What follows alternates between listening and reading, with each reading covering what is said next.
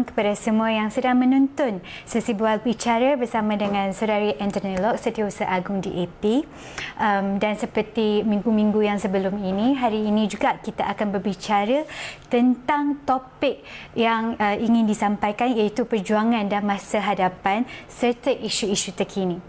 Namun sebelum itu, sebelum kita bermula, dengan penuh duka cita ingin dimaklumkan bahawa tokoh pengasas DAP, Dr. Chen Man Hin, telah meninggal dunia di rumahnya di Seremban Negeri Sembilan pagi ini.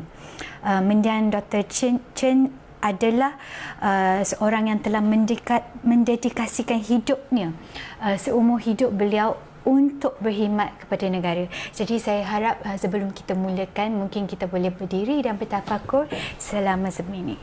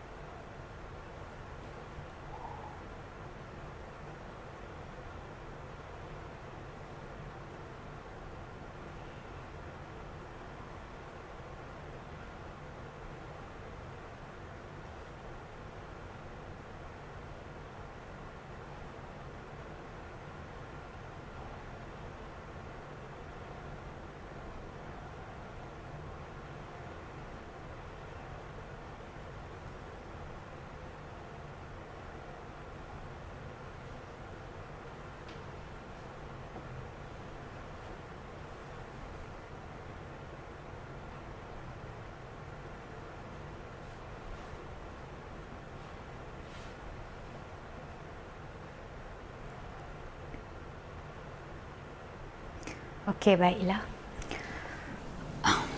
Saya rasa untuk episod temu bual kita pada hari ini, kerana kita juga mahu memperingati mendiang Dr. Chen, mungkin kita boleh mulakan dengan Saudara Anthony berkongsi sedikit pengalaman dengan mendiang, dan juga mungkin boleh ceritakan kepada penonton ataupun netizen di luar sana yang mungkin tidak begitu mengenali beliau. Dr. Chen merupakan pengasas parti DAP. Beliau menubuhkan DAP pada tahun 1966. Walaupun perjuangan beliau untuk menubuhkan DAP telah pun bermula pada tahun 1965 lagi.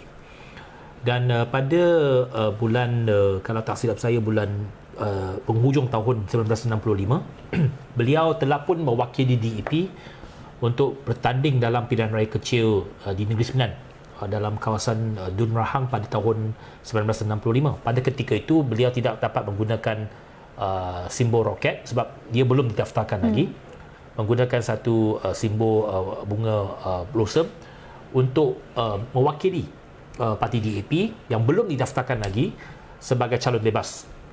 Dan akhirnya beliau terpilih menang di kerusi tersebut. Dan boleh dikatakan itu telah pun memulakan asas DAP. Mengapa kita selalu kata Negeri Sembilan merupakan tempat asas DAP? Itu sebabnya kerana beliaulah wakil rakyat pertama yang menang di Negeri Sembilan, dan daripada itu dapat menubuhkan DAP pada Mac tahun 1966 dan menubuhkan cawangan pertama di Seremban. Dan daripada itu beliau menjadi ataupun memangku jawatan pengerusi kebangsaan DAP lebih daripada 3 dekad sampai tahun 1999. Dan sepanjang perjalanan beliau banyak kali menjadi di Parlimen Seremban dan juga Adun di kawasan Negeri Sembilan. Selain daripada beliau sebagai seorang tokoh politik, beliau juga merupakan seorang doktor yang mempunyai kliniknya sendiri, dan sebenarnya beliau merupakan senior kepada Tun Dr. Mahathir. Mereka belajar di universiti yang sama.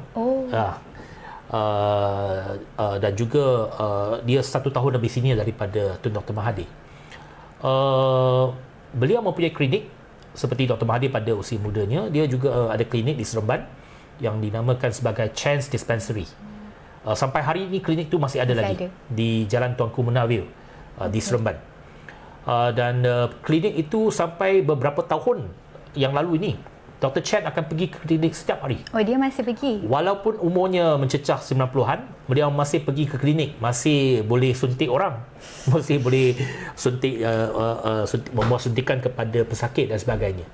Dan memang ramai generasi tua mengenali Dr. Chen di Seremban kerana beliau amat terkenal sebagai seorang doktor yang prihatin, yang boleh kalau tak ada duit, kalau tak ada mereka yang daripada golongan miskin, kalau datang klinik dia, dia boleh memberikan rawatan percuma.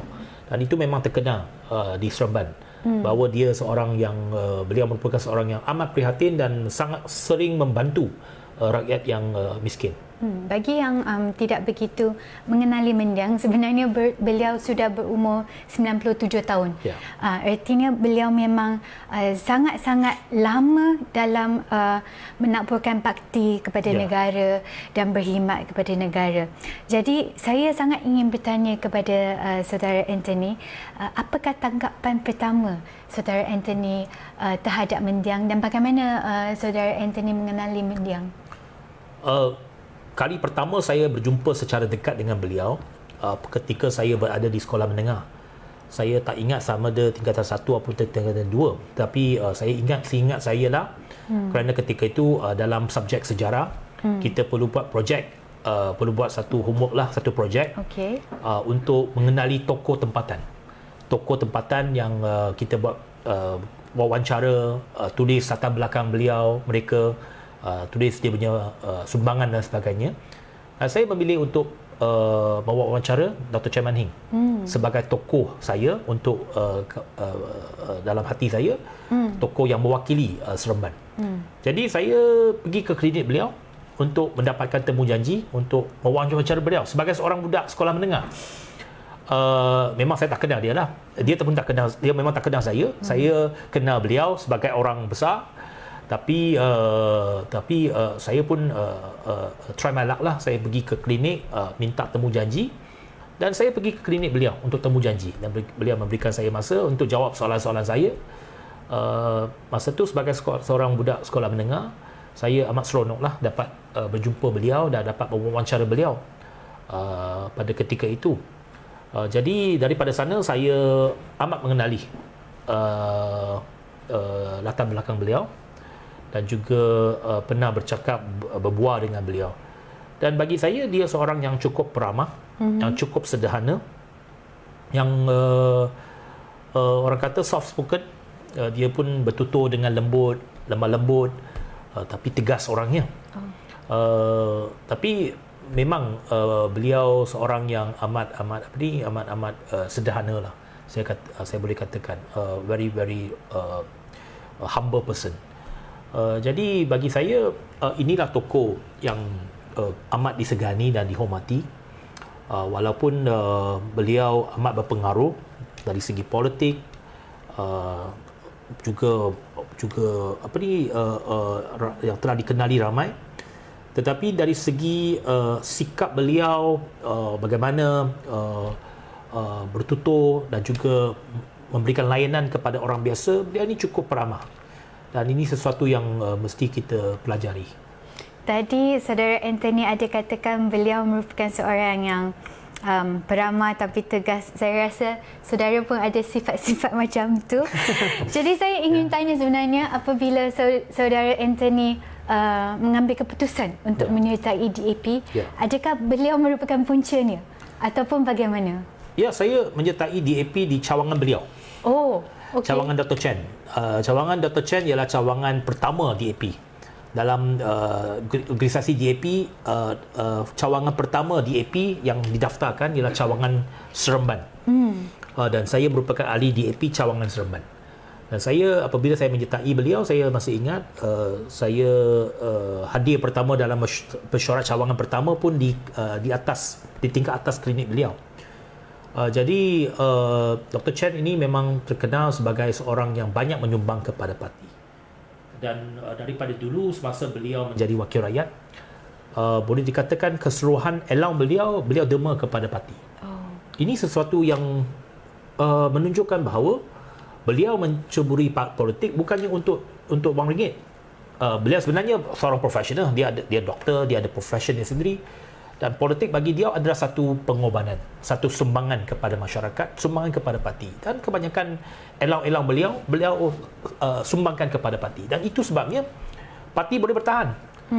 Ramai orang tak tahu bagaimana DAP sebagai sebuah parti pembangkang, tak ada sumbangan korporat, tak ada sumbangan syarikat-syarikat besar, tapi kita boleh bertahan begitu lama.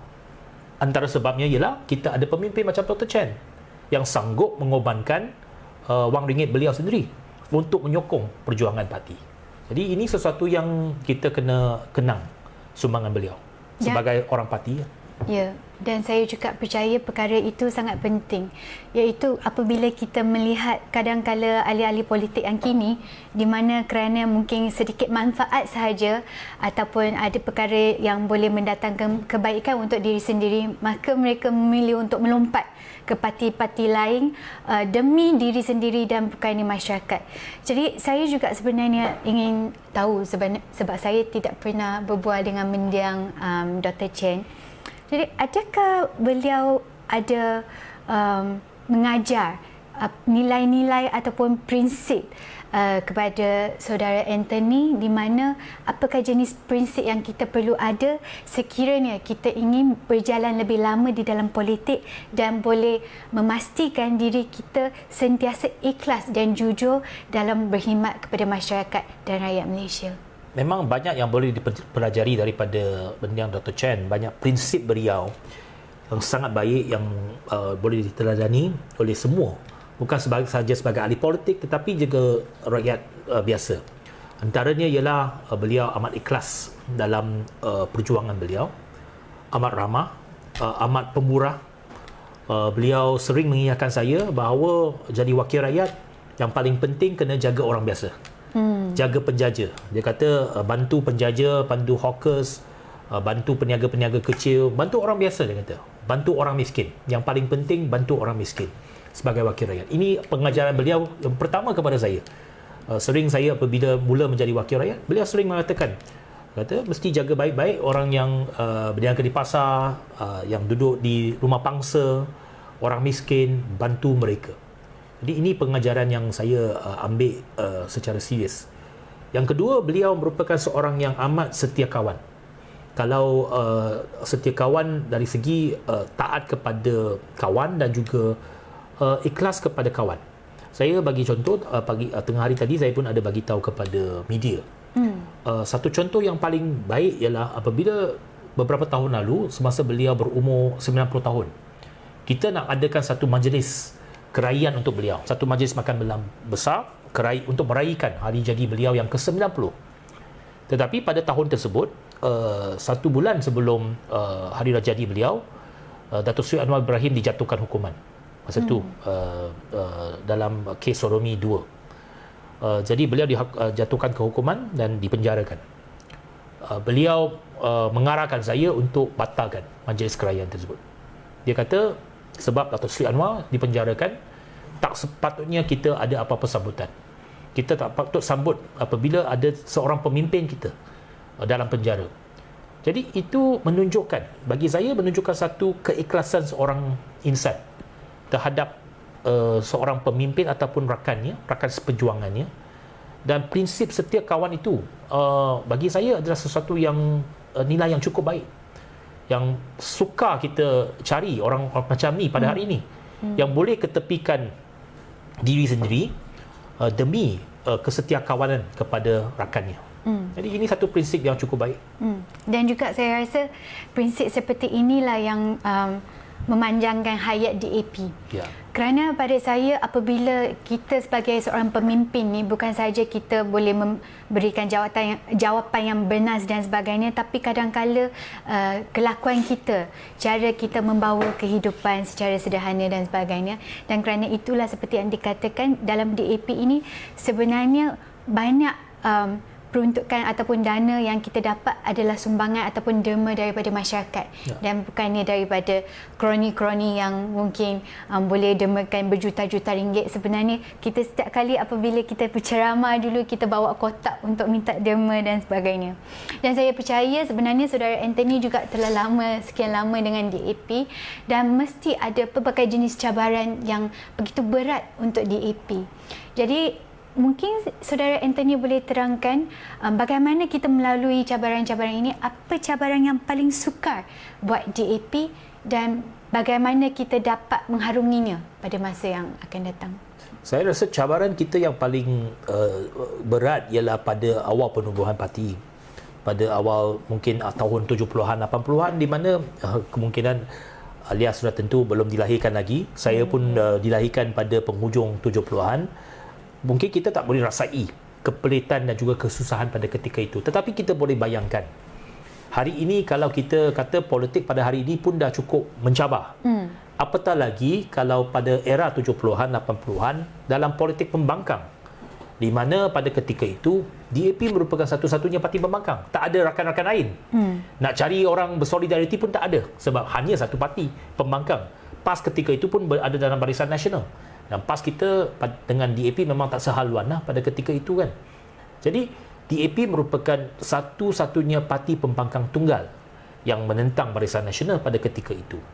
Sudah tentu kita menghadapi pelbagai cabaran. Kita ni dianggap bukannya mainstream. Kita ni parti sepihan, atau bukan politik sepihan, ataupun orang dikatakan ini macam musuh kepada kerajaan, dijadikan musuh kepada kerajaan, walaupun konsep pembangkang itu adalah check and balance.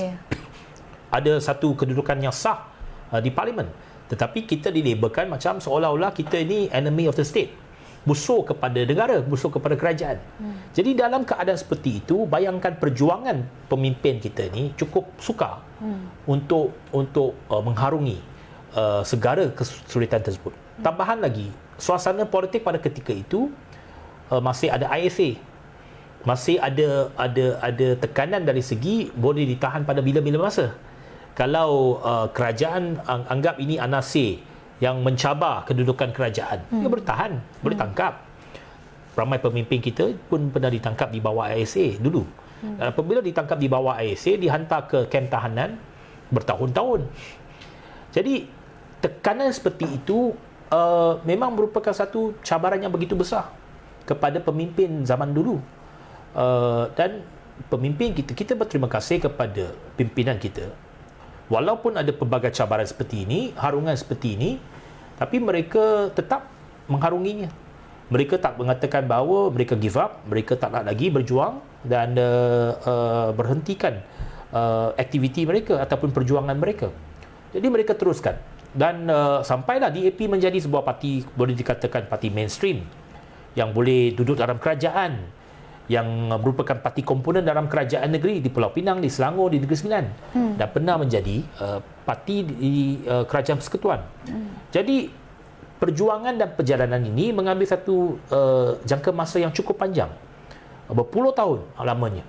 Dan dalam proses tersebut, ramai pemimpin yang pernah mengalami pengorbanan. Pengorbanan maksudnya bukannya mereka mati dalam perjuangan, tetapi pernah ditahan, pernah dipenjarakan, pernah ditekan macam-macam dan sebagainya. Jadi pengorbanan seperti itu perlu kita kenang sebagai anggota parti, dan juga terutamanya pemimpin muda pada hari ini kena ingat bahawa apa yang kita kecapi hari ini bukannya mudah. Perjalanan dulu ni telah diharungi oleh pemimpin-pemimpin lama kita. Hari ini kita hanya meneruskan kesinambungan tersebut. Kita sebenarnya boleh dikatakan kita merasai hasil titik peluh mereka. Hari ini kita boleh jadi ramai daripada kita menjadi wakil rakyat, menjadi ahli parlimen, menjadi aldun, menjadi pemimpin dalam kerajaan. Ada peluang dan tanggungjawab seperti ini kerana ada hasil titik peluh pemimpin lama kita, seperti Dr. Chairman Heng yang kita kenang pada hari ini. Ya, saya rasa mungkin pada hari ini anak-anak muda ataupun pemimpin muda yang ada dalam DAP kita tidak melalui waktu-waktu sebelum ini di mana sebenarnya perjuangan lebih sukar. Tetapi kita mempunyai mungkin peranan yang sangat penting juga supaya kita dapat menjayakan demokrasi pada masa yang akan datang. Apabila kita melihat sejarah perjalanan DAP ini, kita dapat lihat bukan sahaja dulu komponen parti kerajaan ingin memusnahkan DAP secara fizikal, iaitu dengan menggunakan ISA, penjarakan pemimpin kita dan sebagainya. Mereka juga cuba menjejaskan image DAP. Hari ini apabila mendiang Dr. Chen meninggal dunia, Saudara Kit Siang, dia telah mengenang beliau sebagai seorang pejuang yang berjuang untuk impian semua rakyat, tak kira impian Melayu ke, Cina ke, India ke, Kadazan ataupun Dayak.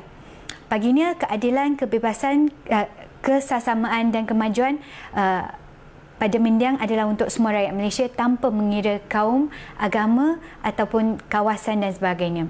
Namun perjuangan seperti ini sering diapi-apikan oleh pihak lawan bahawa dengan sentimen-sentimen perkauman.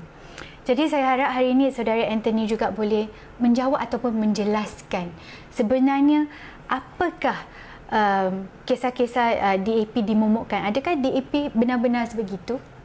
Saya rasa Alia sendiri sebagai wakil rakyat pun boleh menjawab persoalan itu. Saya rasa saudari pun sering ditanya, adakah kita ni parti resis, mengapa orang Melayu masuk DAP, adakah orang Melayu ini dikafirkan dalam DAP, dijadikan alat propaganda dan sebagainya. Jadi macam-macam persoalan seperti ini memang sering dilontarkan oleh pihak lawan. Saya rasa sesiapa yang dah menjadi ahli DAP lama boleh tahu bahawa nilai-nilai kita adalah untuk rakyat Malaysia.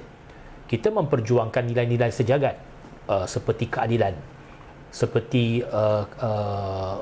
sistem demokrasi yang lebih baik, sistem perundangan yang lebih adil dan juga sistem kehakiman yang bebas. Jadi kita memperjuangkan nilai-nilai murni untuk menegakkan satu masyarakat yang bebas dan juga adil, dan supaya semua rakyat daripada pelbagai latar belakang kaum dan agama boleh duduk di Malaysia ini sebagai sebuah masyarakat majmuk yang sering hormat menghormati. Jadi itu asas perjuangan kita. Tetapi kita dimomokkan seolah-olah kita ini lawan orang Melayu, lawan raja, lawan agama Islam dan sebagainya.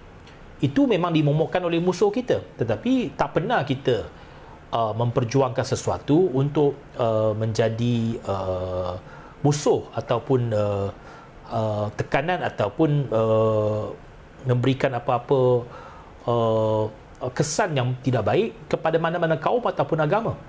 Kerana apa yang kita percayai ialah bahawa Malaysia merupakan sebuah negara pelbagai kaum, dan kekuatan kita adalah keberbagaian. Kalau kita raikan keberbagaian dan kita berlaku adil dalam masyarakat keberbagaian ini, maka semua rakyat boleh duduk dengan gembira, dengan hormat menghormati, dan Malaysia ini akan lebih maju dan lebih kuat kalau semua rakyat Malaysia ini dapat bersatu padu dan bakat mereka dicungkil dan juga mereka ada ruang untuk mencapai kejayaan dan kecemerlangan dalam apa jua bidang yang mereka ceburi. Jadi persoalan bahawa kita ni dimomokkan sebagai parti perkauman ataupun nak lawan, khususnya nak lawan orang Melayu, tidak benar sama sekali. Jadi sudah tentu ini satu persepsi yang telah ditanam begitu lama oleh musuh kita. Saya tahu bahawa memang sukar untuk kita lawan persepsi seperti ini. Ramai Melayu mempunyai persepsi ini dah lama. Nak kita ubah persepsi itu bukan sesuatu perkara yang mudah, tetapi kita tak pernah putus asa. Dan kita akan teruskan perjuangan politik kita untuk menegakkan keadilan, dan juga kita berharap Malaysia mempunyai sistem demokrasi yang lebih baik dan lebih matang pada masa hadapan. Sengaja saya bangkitkan isu ini kerana saya nak membuka ruang supaya kita dapat mungkin mengambil kira perspektif yang lain juga. Kerana sebelum ini pengalaman saya sendiri apabila saya memilih untuk mendekati DAP ketika itu bukanlah kerana saya nak terus masuk parti ataupun bercita-cita nak jadi wakil rakyat dan sebagainya, tetapi adalah apabila kita mengenali parti itu secara sendiri. Jadi saya rasa kadang-kala apabila kalau kita hanya mengambil pendapat berdasarkan surat khabar, mainstream media dan sebagainya, mungkin perkara itu tidak adil. Dan selalu kita katakan sekiranya kita betul-betul mahu mengenali satu parti itu, kita mungkin boleh jadi sukarelawan, betul-betul mendekati orang-orang di dalam parti itu. Dan sekiranya merasakan DAP ini tidak cukup orang Melayu, saya rasa orang Melayu boleh join. Kerana selepas kita join, baru kita tahu, kenal pasti parti itu sebenarnya apakah jenis perjuangan yang ingin kita capai. Kerana sekiranya kita masih tidak dapat melarikan diri daripada sentimen perkauman ataupun permainan oleh ahli-ahli politik tertentu menggunakan api perkauman itu, kita tidak dapat memfokuskan kepada isu-isu semasa yang sebenarnya lebih penting. Contohnya, saya rasa isu semasa yang paling popular kini adalah berkaitan dengan kapal LCS, iaitu skandal kerajaan di mana kerajaan menghabiskan duit sebanyak 6 bilion untuk 6 kapal yang sehingga kini tidak muncul-muncul. Jadi ada ramai, saya rasa juga mungkin daripada pihak Barisan Nasional cuba memperjelaskan, katanya dah 50% siap, dan kita juga nampak ada visi yang telah dijalankan oleh Hishamuddin di mana dia tunjuk dekat belakang tu ada kapal dan sebagainya. Mungkin Saudara Anthony mahu jelaskan sebenarnya apa keadaan sebenar bagi isu ini? Saya rasa memang banyak telah diperkatakan dalam isu ini dan banyak laporan media telah pun disebarkan. Isu pokok projek skandal ini ialah isu urus takbir. Isu urus takbir yang tak baik. Isu tak adanya good governance dan isu penyelewangan kuasa. Apabila kuasa diberikan kepada orang yang menentukan ataupun boleh membuat keputusan, mereka menyeleweng, mereka menyalahgunakan kuasa. Dan soal urus takbir, mengapa satu projek yang begitu nilainya begitu besar, kurangnya check and balance dalam projek tersebut dari segi proses perolehan dia, proses tender dia. Mengapa tidak ada satu proses yang lebih meyakinkan? Mengapa boleh dianugerahkan dengan begitu mudah tanpa satu due proses yang teliti? Jadi persoalan-persoalan ini adalah menjerumus kepada isu urus takbir yang merupakan isu yang paling besar dalam negara kita. Banyak penyelewengan berlaku, banyak rasuah berlaku kerana tak ada urus takbir yang baik. Jadi ini persoalan pokoknya. Dan persoalan pokoknya ialah mengapa orang yang diberikan kuasa, diberikan amanah itu tidak ada integriti. Dan isu integriti merupakan isu pokok pada hari ini, iaitu pemimpin yang diberikan amanah itu tak ada integriti. Kalau pemimpin ataupun orang yang diberikan amanah itu ada integriti, tak akan berlaku skandal macam ini. Tak akan sampai satu tahap di mana dah bayar duit berbilion ringgit, kapal tak dapat. Ini sesuatu yang tak boleh diterima sama sekali. Dalam mana-mana organisasi, dalam mana-mana negara, dalam mana-mana masyarakat, dalam mana-mana agama, tak boleh terima sama sekali. Kerana pokoknya ialah seseorang itu tidak beramanah, tidak melakukan kerja mereka dan tanggungjawab yang diberikan itu dengan penuh berintegriti. Jadi ini adalah, bagi saya adalah isu pokok di negara kita. Mengapa pemimpin yang diberikan kuasa, terutamanya orang politik yang menjawat jawatan menteri, Perdana Menteri, tak ada integriti. Itu pokoknya. Jadi kalau benda macam perolehan sampai sebelum hari ini, Zahid Hamidi yang merupakan mantan Menteri Pertahanan ketika projek ini dianugerahkan, dia boleh kata dia tak terlibat dalam proses perolehan dia. Tetapi hari ini dia kantoi. Lepas laporan daripada jawatan kuasa perolehan dan urus takbir yang dipengerusikan oleh Tan Sri Amrin Buang dinyah klasifikasikan, maka laporan itu terbuka, dan apabila terbukanya laporan itu, bukti pertama ialah beliau minitkan surat daripada kontraktor itu untuk dilaksanakan oleh pihak Kementerian Pertahanan. Ada tanda tangan dia, ada minit dia. Dia boleh tipu bahawa kata dia tak terlibat. Kantor Ya, hari ada ni. black and white kat situ. Jadi kalau benda macam ini pun nak tipu, apa nilai dia? Apa modal integriti yang dia masih ada? Seorang menteri yang seorang pernah menjawat timbalan Perdana Menteri, sampai benda macam ni boleh tipu. Apa lagi dia tak boleh tipu? Dan ada juga orang yang mengatakan kononnya ini sebenarnya merupakan senjata oleh parti pembangkang yang cuba menjatuhkan integriti pemimpin-pemimpin daripada UMNO dan sebagainya. Apa pandangan saudara Anthony? Kita ada kita ada kuasa tak nak mencipta satu skandal sebesar ini untuk menjatuhkan pemimpin Bagi saya, UMNO? kalau orang yang membuat dakwaan macam itu, dia ni kurang berakal lah. Orang yang tak masuk akal. Adakah laporan macam itu boleh dibuat oleh pembangkang? Boleh kita reka laporan PAC, boleh kita reka laporan daripada Jawatankuasa Tan Sri Amrin Buang, boleh diarahkan oleh parti pembangkang, boleh diarahkan Pakatan Harapan untuk buat laporan macam ni yang tak betul, yang tak berasas. Adakah boleh? Tentu tak boleh. Tan Sri Amrin Buang adalah seorang tokoh yang begitu disegani. Betul. Bekas ketua audit negara yang cukup tegas, cukup berani, dan beliau tak pernah dipersoalkan kredibilitinya.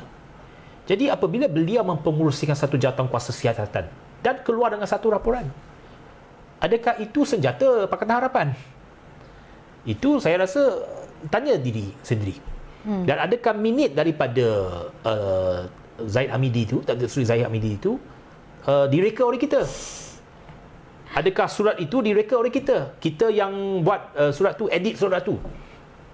Adakah itu senjata kita? Jadi kalau orang yang masih tak nak terima hakikat bahawa dalam negara kita ini masalah paling besar ialah penyelewengan kuasa, masalah paling besar ialah tak ada integriti di kalangan pemimpin politik kita, saya rasa kita tak payah buang masa lah dengan orang macam ni. Sebab dia cakap apa pun dia tak akan terima. Dia ini totok lah, dia terima saja. Kalau orang macam ni kita terus memberikan kepercayaan kepada mereka, maka negara ini akan musnah. Sebab negara tidak akan ke mana-mana kalau tokoh ataupun pemimpin politik yang diberikan amanah dan kuasa tidak menjalankan tanggungjawab mereka dengan berintegriti. Itu persoalan pokok dia. Jadi saya nak tanya, adakah minit itu direka? Saya minta terpulanglah kepada Datuk Seri Zahid Hamidi ataupun penyokong-penyokong beliau dalam UMNO untuk jawab sama ada minit yang dikeluarkan itu direka. Saya rasa sebenarnya yang paling hebat, saya rasa Datuk Seri Ismail Sabri. Mengapa saya kata begitu? Dia declassified laporan ini, maka seluruh fokus akan dituju kepada Zahid. Dia boleh kata ini tak melibatkan saya, walaupun dia daripada UMNO. Dia kata ini tak terlibat, saya kerajaan baru, saya Perdana Menteri, saya bersikap adil, saya terbuka, saya transparent, saya buka laporan ini. Yang implicate, yang kena kantoi ialah Zahid. Jadi itu mungkin tidak kira kehebatan Datuk Seri Ismail Sabri. Mungkin strategi dalaman, tapi dia perlu ada bukti sebegitu untuk dipermainkan. Kalau bukti itu tidak wujud, memang Ismail Sabri pun dia tak boleh keluarkanlah bukti Ya, saya ucapkan syabas kepada kerajaan. Kerana perlu ada sikap sebegini. Untuk transparent, tak kira lah siapa yang implicate ke atau apa, sama ada dia punya objektif politik dia atau apa, saya tak kira lah. Tapi memang sikap sebegini perlu, tindakan seperti daripada kerajaan ini perlu, dan saya harap ini dijadikan satu presiden di mana apa-apa saja laporan siasatan yang melibatkan skandal rasuah ataupun mana-mana penyelewengan kuasa dalam apa saja projek perolehan kerajaan, kalau ada jawatankuasa siasatan yang ditubuhkan, siasatan itu mesti disebarkan ataupun dilaporkan kepada pihak orang ramai. Dan apabila kita sentuh tentang integriti pemimpin ini, tadi ada katakan timbalan Perdana Menteri, tapi sebenarnya bekas Perdana Menteri juga mempunyai kes dia sendiri, iaitu 42 juta kes SRC Najib Razak di Mahkamah Persekutuan. Okey. Yang baru je, sangat hot juga sejak beberapa hari ini. Jadi saya ingin tanya juga apa komen daripada saudara Anthony mengenai perkembangan terkini kes ini. Saya tak nak ulas panjang sebab kes ini berada dalam mahkamah dan akan dibicarakan di peringkat Mahkamah Persekutuan. Jadi bagi saya yang paling penting, kita mesti ada keyakinan kepada sistem kehakiman negara kita. Yang dilihat sekarang ini satu sistem kehakiman yang lebih bebas, lebih berwibawa, dan ini sesuatu yang sangat penting untuk negara. Ya, betul. Satu sistem kehakiman yang bebas dan berwibawa adalah satu resepi untuk kejayaan sebuah negara. Kalau negara kita tidak ada satu sistem kehakiman yang bebas, maka tidak ada sesiapa yang ada keyakinan kepada negara kita. Kedudukan negara kita di mata antarabangsa akan terhakis kalau sistem kehakiman kita tak bebas ataupun tak berwibawa. Jadi saya rasa kewibawaan sistem kehakiman itu adalah satu faktor yang sangat penting untuk memastikan negara kita terus maju ke hadapan dan mempunyai keyakinan di pesada antarabangsa. Dan bagi saya, ramai yang mungkin sebelum ini tak percaya bahawa kes Najib ini akan sampai ke tahap ini. Ada rasa kata mungkin Mahkamah Persekutuan pun akan tangguhkan ataupun akan terima bukti baru dan sebagainya. Tapi semua ini ternyata meleset. Bahawa keputusan daripada panel 5 hakim di Mahkamah Persekutuan semalam seburat suara. Pertamanya menolak usaha daripada pihak peguam Najib untuk meletakkan ataupun nak mempersembahkan bukti-bukti baru yang dikatakan oleh mahkamah tak relevan. Yang kedua ni dia nak melengahkan lagi. Soalnya dia kata kononnya sebab ada pertukaran peguam, nak lengahkan, nak tangguhkan perbicaraan. Pun ditolak oleh Mahkamah Persekutuan. Dan saya rasa itu satu mesej yang cukup tegas, satu isyarat yang cukup jelas bahawa jangan dipermainkan sistem kehakiman kita. Ya, betul. Seperti kata Ketua Hakim Negara, dia kata apabila peguam baru ini ambil kes ini, mereka tahu tarikh kes tersebut telah pun diwawakan, telah pun ditetapkan. Jadi tak bolehlah guna alasan seperti ini untuk membeli ataupun menangguhkan kes tersebut ataupun membeli masa untuk satu tempoh yang lebih panjang. Jadi saya rasa isyarat itu cukup tegas dan jelas bahawa sistem kehakiman kita ini tak boleh dipelekehkan oleh mana-mana pihak. Jadi ini satu pertanda yang saya rasa cukup baik dan kita harap ini sama-sama kita pertahankan supaya sistem kehakiman ini merupakan satu safeguard kepada sistem demokrasi kita. Sebab yang pentingnya ialah kita mesti ada doktrin pengasingan kuasa. Ya, kita belajar soal sistem demokrasi pun kita tahu bahawa dalam mana-mana sistem demokrasi yang baik, dia perlu ada pengasingan kuasa di antara badan legislatif, badan eksekutif dengan badan kehakiman. Jadi kehakiman ini merupakan salah satu cabang utama dalam pengasingan kuasa ini. Jadi apabila kehakiman ini ada keyakinan, ada kewibawaan, maknanya bahawa sistem demokrasi kita boleh berfungsi dengan baik. Jadi itu sesuatu yang perlu kita pertahankan dengan sebaik-baiknya. Dan saya rasa pihak hakim pun mungkin dapat lihat strategi Najib di mana dia cuba tangguhkan kes ini dan menjadi pesta tangguh dah pun. Jadi mungkin saya nak tanyakan satu soalan yang agak menarik, mungkin sedikit terkeluar. Pada pendapat saudara Anthony, sekiranya Najib dijatuhkan hukuman, adakah ia ini akan mempengaruhi tarikh pilihan raya? Itu sesuatu yang saya tak nak buat rekaan. Yang pertamanya seperti yang saya kata, kita tak nak preempt apa keputusan mahkamah. Cukup untuk saya katakan saya ada keyakinan kepada sistem kehakiman negara kita kita ada keyakinan kepada panel hakim-hakim ini. Kita jangan nak buat apa-apa ulasan ataupun apa-apa preemptive punya assumption terhadap kehakiman mereka, terhadap keputusan mereka. Bagi mereka ruang dan kebebasan untuk menghakimi kes ini dengan seadil-adilnya. Jadi saya harap kita ada keyakinan dan kita jangan preempt lah apa-apa keputusan nanti. Saya tanya ni sebab sebenarnya ramai dah tak sabar-sabar untuk keluar mengundi. Ya. Ada juga yang rasakan keluar mengundi ni mungkin dia tak begitu menarik lah sebab sebelum ni pada 2018 kita dah pun keluar mengundi. Selepas itu kerajaan pula telah dirampas oleh langkah Sheraton. Mungkin Saudara Anthony boleh komen, adakah kali ini kita keluar mengundi ini perkara penting ataupun tidak? Sudah tentunya penting dan saya nak orang ramai terutamanya pengundi yang membuat yang mengundi Pakatan Harapan dulu. Yang keluar mengundi untuk menukar kerajaan dan menjatuhkan Barisan Nasional. Ingat balik, kalau tanpa keputusan kita pada 9 Mei 2018, Barisan Nasional tak akan jatuh. Najib tak akan jatuh. Najib terus akan menjadi Perdana Menteri. Dan negara kita akan terus dinyatakan sebagai negara kleptokrasi.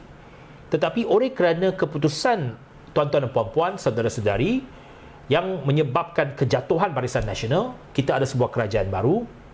Walaupun kerajaan itu tak bertahan lama, tetapi apa kesan dia? Kesan dia ialah, hari ini kita lihat seorang Perdana Menteri, bekas Perdana Menteri, dihadapkan ke mahkamah. Dihadapkan ke muka pengadilan. Ini sesuatu yang penting. Jadi ini satu amaran kepada sang penguasa. Iaitu mana-mana orang ataupun siapa-siapa yang berkuasa dalam kerajaan pada sepanjang masa, jangan kita seleweng kuasa itu. Jangan kita salah gunakan kuasa itu. Kerana kuasa rakyat boleh menghukum anda. Dan itu satu amaran yang cukup besar. Hari ini Najib berdepan dengan kemungkinan nak masuk penjara 12 tahun. Sebab tuan-tuan dan puan-puan membuat pengubahan itu. Tuan-tuan dan puan-puan membuat keputusan itu. Menjatuhkan seorang Perdana Menteri yang dilihat sebagai korup. Jadi terpaksa beliau menghadapi muka pengadilan. Jadi sama ada beliau ini sudah didapati bersalah. Faktanya beliau sudah didapati bersalah di Mahkamah Tinggi, di Mahkamah Rayuan. Sekarang ini tinggal satu lagi proses rayuan saja. Kalau rayuan itu tidak diterima, maka beliau perlu masuk penjara. Jadi kemungkinan itu ada. Jadi itu yang saya nak katakan. Ya, walaupun kita tak nak preempt apa keputusan Mahkamah Persekutuan nanti, tetapi pada hari ini seorang bekas Perdana Menteri dihadapkan ke muka pengadilan. Ini tak pernah berlaku dalam negara kita. Ya, ya. Jadi itu satu satu perubahan satu perubahan yang cukup besar. Betul. Dan apabila kita lihat ada Perdana Menteri yang boleh dihadapkan ke muka pengadilan. Saya dalam forum sebelum ini, dalam live FB saya tadi, saya kata sekarang ini ramai rakyat Malaysia tengok drama Korea kan. Saya ingat Alia pun ada tonton K-drama ataupun K-movie. Dalam drama Korea di Netflix ini, banyak drama-drama yang mempunyai tema berkenaan dengan politik Korea. Tengok Korea pada hari ini. Ramai bekas presiden mereka dipenjarakan. Ya. Sebab apa? Sebab sistem kehakiman mereka adil, bebas.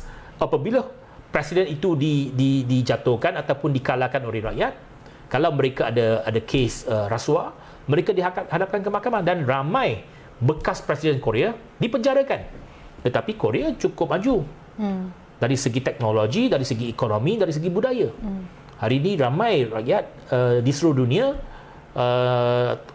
tonton drama Korea, dengar muzik Korea, pakai teknologi Korea, pakai handphone Korea, pakai kereta Korea. Jadi kemajuan ke ekonomi ini, saya rasa pada pandangan saya, pada khidmat saya, ada hubung kait dengan kemajuan sistem demokrasi mereka. Ya, betul. Korea tak ada demokrasi pada awal 80-an. Mereka di bawah diktator, di bawah kuasa tentera. Kalau lihat ataupun tonton filem drama Korea di Netflix, tahu pada tahun 1980 berlaku protes pelajar yang cukup besar di Gwangju. yang menyebabkan satu gerakan untuk ke arah demokrasi di Korea. Jadi apabila Korea mencapai sistem demokrasi mereka dan apabila ada sistem demokrasi yang kuat dan kukuh, maka negara mereka maju. Dan pada hari ini you tengok bahawa Presiden Korea kalau dah ada kes korupsi, mereka dijatuhkan ke hukuman, dimasukkan ke penjara. Jadi ada kaitannya bahawa satu sistem demokrasi yang baik dan satu sistem kehakiman yang adil dengan kemajuan sesebuah negara itu. Jadi saya harap kita kena ambil perhatian bahawa sistem politik yang bersih amatlah penting untuk kemajuan sebuah negara. Tanpa politik yang berintegriti, tanpa pemimpin yang tak berasuah, sukar untuk sebuah negara untuk maju ke hadapan. Dan kita harap Malaysia akan maju ke hadapan apabila kita membersihkan politik kita, apabila rakyat lebih menitik beratkan integriti pemimpin. Tak kira parti. Integriti itu mesti kita tentukan bahawa itu sebagai nilai pemimpin politik yang diberikan mandat. Tak kira dia apa parti. Jadi apabila kalau kita dapat ada fahaman seperti ini, bahawa kita tidak lagi dibutakan dengan permainan politik perkauman. Bukannya bergantung kepada sentimen, tetapi dilihat kepada track record, lihat kepada nilai, lihat kepada integriti pemimpin itu ataupun parti tersebut. Kalau rakyat membuat penilaian itu dan membuat keputusan berdasarkan kepada nilai-nilai tersebut, negara kita akan maju ke hadapan. Ya, saya rasa kita tidak sepatutnya berputus asa terhadap Malaysia. Sebenarnya sekiranya kita melihat kepada sejarah, memang kita melalui pelbagai jenis kesukaran, namun begitu kita juga dapat melihat kita tetap terus langkah ke hadapan.